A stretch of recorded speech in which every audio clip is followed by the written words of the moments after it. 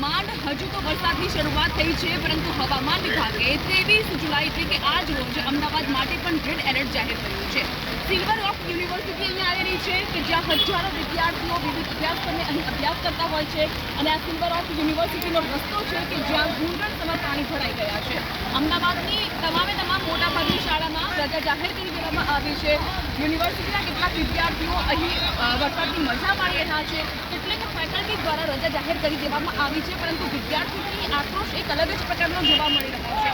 વિદ્યાર્થીઓનું કહેવું છે કે સિલ્વર ઓક યુનિવર્સિટી હજારોની સંખ્યામાં વિદ્યાર્થીઓ ભણે છે, પરંતુ બહાર નીકળો એટલે તમને આ જ પ્રકારના દ્રશ્યો જોવા મળે છે।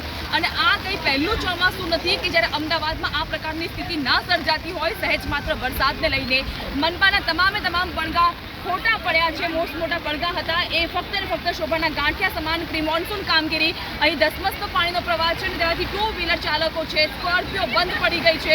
જીવના જોખમે તમે જુઓ છો બાઇક ચાલક જે જીવના જોખમે આવ્યો અને વરસાદમાં પડી ગયો, બાઇક ચાલક વરસાદમાં પડી ગયો અને પોતાની જાત ઉપર અને પોતાના વાહન ઉપર સંતુલન કરે છે। આવા તો અનેકો દ્રશ્યો આ રોડ ઉપર તમને જોવા મળશે કે જ્યાં વાહનો બંધ પડી ગયા છે, રિક્ષા અટવાઈ ગઈ છે અને આ જે સ્કોર્પિયો ગાડી છે એ રસ્તાની વચ્ચોવચ્ચ ઊભી નથી, પરંતુ ઊભી રાખવી પડે તેવી સ્થિતિ સર્જાઈ છે, કારણ કે આ ગાડી અધ વચ્ચે જ બંધ પડી ગઈ છે।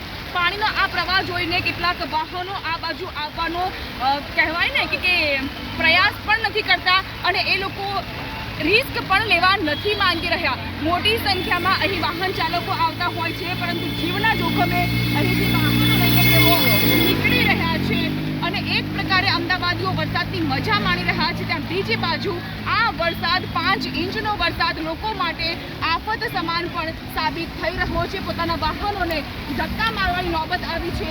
ઘૂંટણસમાં પાણી અહીં ભરાઈ ગયા છે અને અહીં ગાડીઓના બોનેટ સુધી પાણી ભરાઈ ગયા હોય તેવા દ્રશ્યો જોવા મળી રહ્યા છે। સિલ્વર ઓક યુનિવર્સિટીનો આ રસ્તો આપ જોઈ રહ્યા છો કે જ્યાં ઘૂંટણસમાં પાણી ભરાઈ ગયા છે, પરંતુ ન્યૂઝ ગુજરાત ફ્લેટમાં ઉતર્યું છે કે જેથી કરીને તમામ અમદાવાદીઓને આ વરસાદની સ્થિતિ કેવા પ્રકારનો માહોલ છે તેની જાણ કરાવી શકીએ અને તેને લઈને આપના એરિયામાં કેવો વરસાદ છે, આપના વિસ્તારમાં વરસાદને લઈને દર વખતે જે સરકાર દ્વારા કોર્પોરેશન દ્વારા મોટા પડઘા ફૂંકવામાં આવતા હોય છે, તો શું તમારા વિસ્તારમાં વરસાદી સ્થિતિને લઈને કોઈ તમને પરિણામ કે પરિવર્તન જોવા મળ્યું છે કે કેમ તે પણ આપ અમને જણાવી શકો છો।